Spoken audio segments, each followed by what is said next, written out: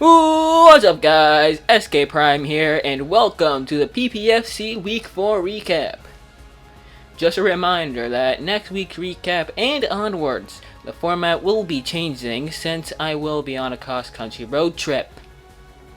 If you want to stay up to date on that, check out my Twitter at Skprime00. But enough of me, let's see what our coaches pondered around with this week.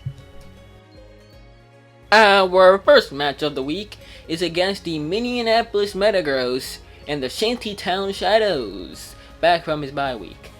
This was very much not an inconvenient match for JR, with winning this match with ease.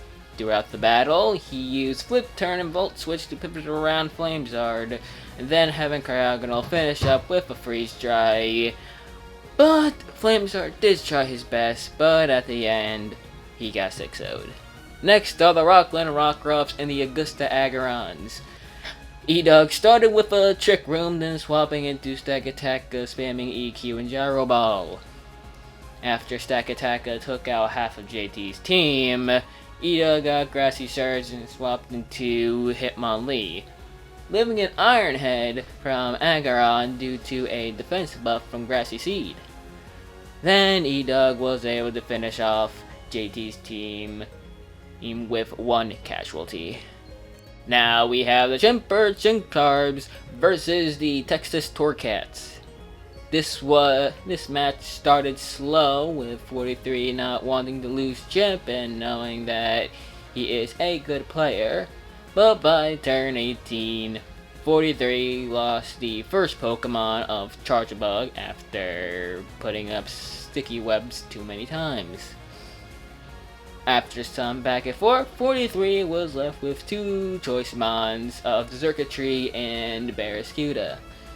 Since that, 43 had to make the right move that would do most damage to the rest of Chimp's team, but by the end, 43 lost the match and Chimp being the victor.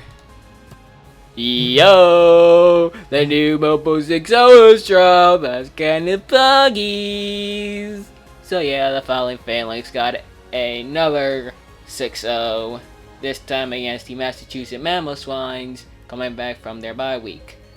The only thing of note is that this would have been when Pursuit is applicable, but it doesn't matter since Connor has no Pursuit users. Now it's time for the Vancouver Victories, coming back from their bye week, versus the Crazy Shelders. Both started with Baton Pass users, but Benito is running Speed Boost and going for SD. So that means, by the rules of the draft, he can out Baton Pass, meaning that Benito is going for a Ninja Sweep. Benito was able to take out 1 3/4 of JD's team, but got burned by Flamethrower. So output ratio. This battle went on as normal, with Benito winning. And speaking of the victor, our coach to Vancouver Victories, Benito, now has a YouTube channel called the Bento Box of Pokemon Stuff. So if you haven't checked him out, I'll leave a link for his channel in the description below. Next up are the Miami Marowaks versus the Lumio City Luxrays. These two may not be the most well-performing members of the league, so no one expected much. But one of them in this battle will break their losing streak, with both of them not having any wins. And so, Beaker of the Miami Marowaks won, ending with a cleanup with Spectrier, making Beaker not the worst player in the league. This next match has a history from last season of the PPFC. A roll of 6% decided the game. And now, it's take two of the Hudson Valley Hydreigons and the Nebraska Necrozmas. T-Fox of the Nebraska Necrozmas started with webs, Dragonair of the Hudson Valley Hydreigons then put Araquanid to sleep.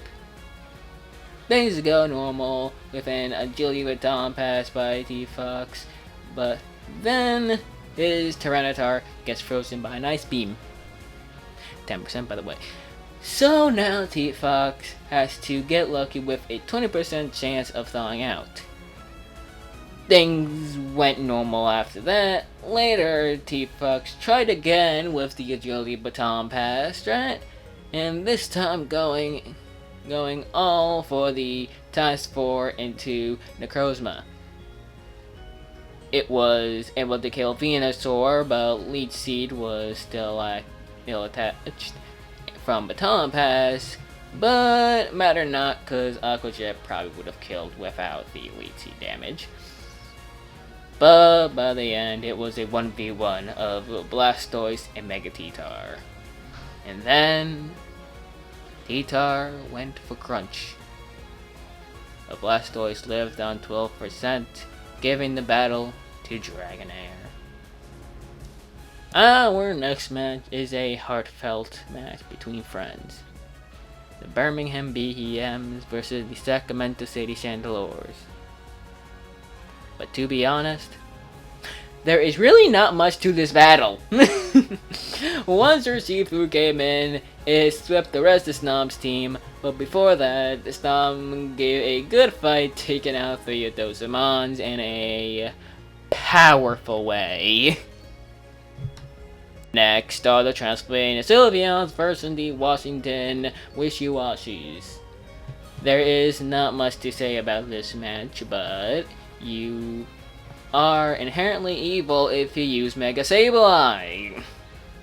So Penny was able to win with ease with Melmetal's Double Iron Bash.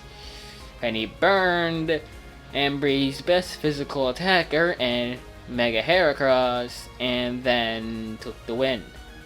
This also makes Penny the lead of a week 4 of the Trash Division with 14 points.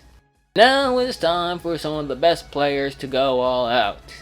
It's the Yonker Yampers and the Portland Panchams going against one another. Throughout the first part of the battle, TJ was setting up hazards for Zippy, so the two went back and forth till Zippy got into Blastoise, going for Rapid Spin, getting rid of the hazards. Throughout the battle, each played hard, and by the end, Zippy went for Hydro Pump, to win the battle, but it missed.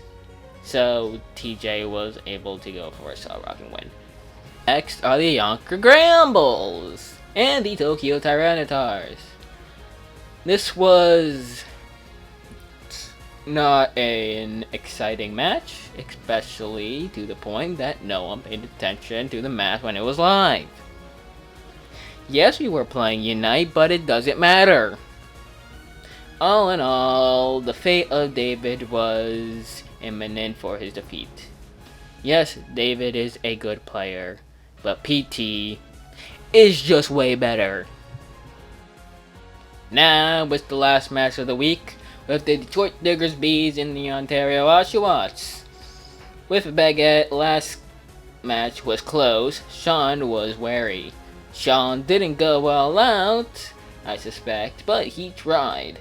Sean was able to take the victory without too much sweat on it, so this was another win for Sean, now making him the lead of the Sand Division with a whopping 20 points. Now I just gotta say thank you for watching week 4 of the PPFC recap. I hope I will see you again next week, and remember that next week's format will be changing.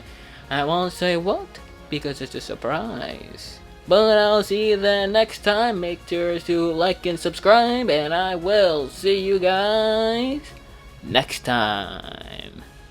Bye!